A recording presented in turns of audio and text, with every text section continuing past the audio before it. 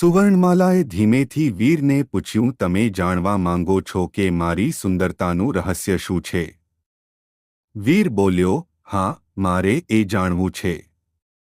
સ્વર્ણમાલાના અવાજમાં ફરી એ જ ઊંડો પ્રતિધ્વનિ હતો જ્યારે તેણે કહ્યું, મારી સુંદરતા કોઈ જાદુઈ વરદાન નથી, પણ અભિશાપ છે.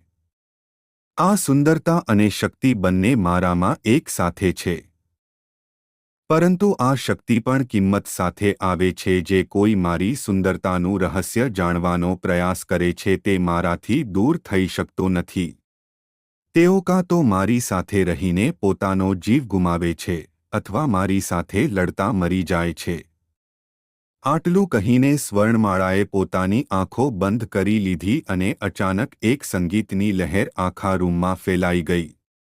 એ સંગીત એવું હતું કે જાણે કોઈ અદૃશ્ય વીણા વગાડી રહ્યું હોય.